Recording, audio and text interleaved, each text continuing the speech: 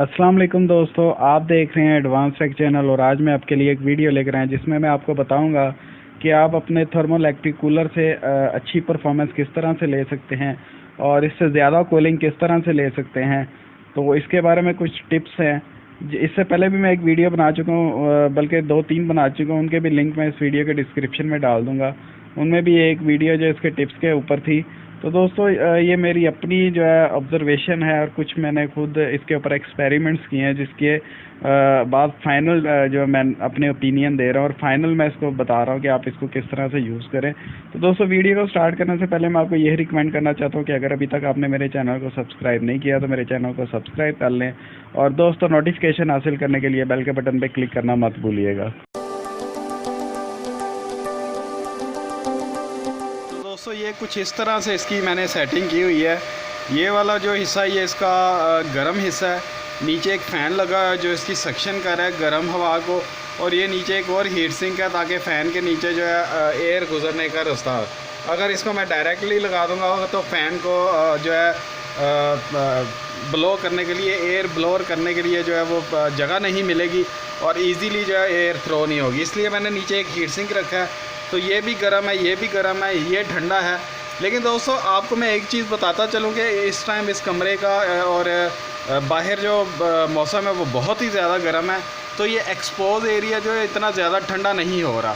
उसकी वजह ये है कि मैं आपको अपने कंट्रोलर पे भी दिखा देता हूँ। 43 डिग्री सेंटीग्रेड टेम्परेचर इसके करीब चल रहा है। ये देखें 43 डिग्री सेंटीग्रेड टेम्परेचर इसके करीब चल रहा है, जिसकी वजह से ये बहुत ज़्यादा अच्छी है, एफिशिएंसी नहीं दे रहा।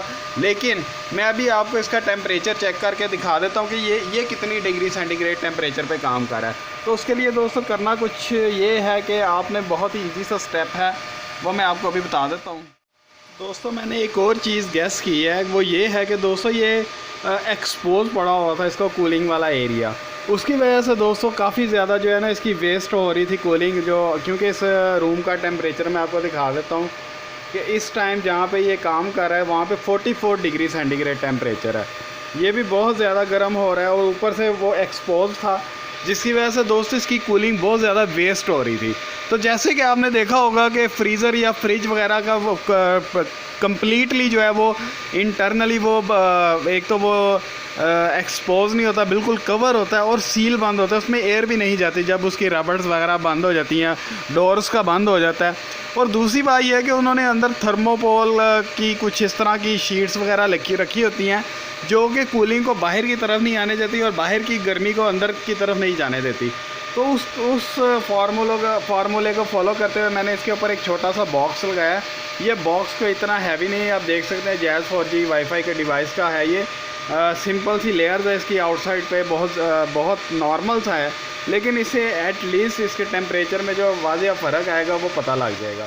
तो इसको मैं देख सकते हैं दोस्तों के इस पे कंट्रोलर पे 38 डिग्री सेंटीग्रेड टेम्परेचर है और आज बाहर का मौसम थोड़ा सा अच्छा है, लेकिन इस कमरे में टॉप फ्लोर पे अभी भी बहुत ज़्यादा गर्मी है।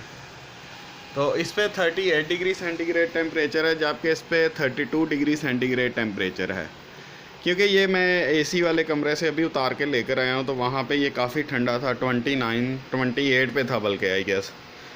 तो 28 से अभी आहिस्ता आहिस्ता ऊपर आ रहा है। तो ये एक दोस्तों टेम्परेचर सेंसर है जो कि इंडोर रूम के लिए यूज़ होता है। इसको आप टेबल के ऊपर भी सेट कर सकते हैं, यहाँ से इसको थोड़ा सा ऐसे मूव करें और इसको टेबल के ऊपर सेट कर लें तो ये आपको इजीली Daraz.pk से 450 का अवेलेबल हो जाएगा, वहाँ से मिल जाएगा आपको। सॉरी 450 कह रहा हूँ, 650, 700, 800 डिफरेंट प्राइसेस हैं। और ये है ये सिंपल है। इसके अलावा एक नया उन्होंने निकाला है, उसके साथ टेम्परेचर सेंसर सेपरेट भी लग जाता है, यानी कि आप इसको बाहर रखें टेम्परेचर सेंसर को, जहाँ पे मर्ज़ी लगा के आप उसको सेंस करवा सकते हैं। तो इसका भी लिंक मैं वीडियो के डिस्क्रिप्शन में डाल दूँगा कि ये आपको कहाँ से अवेलेबल होगा। तो चलिए ज़रा इसको अब इस बॉक्स के अंदर मैं कोशिश करता हूँ कि आ जाए, लेकिन मुझे लगता नहीं है कि ये इसके अंदर आएगा क्योंकि मैंने इसके अंदर का टेम्परेचर चेक करना है। तो चलिए ज़रा वीडियो को पॉज करते हैं और इसको अंदर रखने की कोशिश करते हैं। अनफॉर्चुनेटली दोस्तों वो साइज़ इसका थोड़ा सा बड़ा है, इस डब्बे से इसके अंदर फिक्स नहीं हो रहा। लेकिन मैं इसको आपको थोड़ा सा इसका इंटरनल स्ट्रक्चर दिखाता हूँ। ये आप देख सकते हैं इसके पानी के ऊपर पानी के ड्रॉप्स आए हैं। इसका टेम्परेचर बहुत ज़्यादा डाउन हुआ है इस डब्बे की वजह से। डब्बे से पहले तो बिल्कुल ही ये बेकार था ना। इसकी फ़िटिंग में थोड़ा सा कंप्रोमाइज़ करना पड़ेगा आपको। ये देखें, मैंने यहाँ से थोड़ा सा काट के इसको अंदर रखने की कोशिश की है।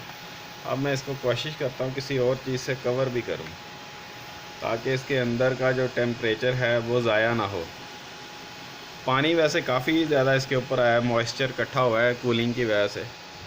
तो अब मैं ज़रा इसको जो है ना वो पैक करता हूँ। ये आप देख सकते हैं मैंने इसको कवर किया है। अब इसको 5-10 मिनट के लिए ऐसे ही पड़ा रहने देते हैं, ताकि वो जो टेम्परेचर सेंसर है वो एक्यूरेट पोजीशन पे चला जाए। लेकिन दोस्तों मैं आपको एक चीज़ बताना चाहता हूँ कि इसको मैंने अभी जब से ये स्टार्ट किया है, इसको मैंने तकरीबन आधे से पौना घंटा भी ये चला है और इसके ऊपर मॉइस्चर काफ़ी इकट्ठा हो गया और काफ़ी ज़्यादा कूलिंग इसने की है। तो इसका मैं आपको एक दफ़ा दोबारा इसके एम्पेयर्स भी दिखा दूँ। एम्पेयर भी अभी ये कम ही ले रहा है, तो इसकी परफॉर्मेंस अच्छी है। ये देखें 3.5 एम्पेयर ले रहा है ये। लेकिन दोस्तों मैं आपको यही रिकमेंड करूँगा कि अगर आपने इससे अच्छी परफॉर्मेंस लेनी है तो कोई अच्छा सा बॉक्स बनाएं, जिसके अंदर थर्मोकोल की शीट्स लगी हों, जो कि अंदर की कूलिंग को अंदर रखें और बाहर की गर्मी को अंदर ना जाने दें। आप ये देख सकते हैं बिल्कुल सिंपल सा बॉक्स मैंने यूज़ किया, उससे कितना ज़्यादा फ़र्क पड़ा है। लेकिन अगर आप इसके लिए कोई थर्मस टाइप या कोई अच्छा सा कूलर, जो पानी का कूलर होता है, वो भी आप यूज़ कर सकते हैं। अगर आप इस तरह की अच्छी चीज़ यूज़ करेंगे तो इसका बहुत ही अच्छा रिज़ल्ट मिलेगा। तो दोस्तों अब इसको चेक करते हैं, इसका टेम्परेचर कहाँ तक ड्रॉप डाउन हुआ है। इसको मैं खोल लेता हूँ। खोलने के बाद मैं आपको दिखा, ये देखिए 27.5 डिग्री सेंटीग्रेड टेम्परेचर इसका डाउन हुआ है। ये काफ़ी अच्छी तरह से काम कर रहा है। दोस्तों ये इस डिवाइस के बाहर का टेम्परेचर है, यानी कि अंदर से तो कूलिंग कर रहा है, बाहर से ये गर्मी पैदा कर रहा है। तो ये 41.8 डिग्री सेंटीग्रेड इसका टेम्परेचर बाहर का है, ये आप देख सकते हैं। यानी कि 42 डिग्री सेंटीग्रेड तकरीबन इसका टेम्परेचर है यहाँ पे। इस हालात में भी अगर ये इतनी अच्छी कूलिंग कर रहा है तो मेरे ख़्याल में पेल्टायर मॉड्यूल बहुत ही अच्छी चीज़ है। और वैसे भी अभी इसका बॉक्स जो है वो कोई इतना ख़ास नहीं है, नॉर्मल सा बॉक्स है, अंदर बहुत अच्छी कूलिंग है।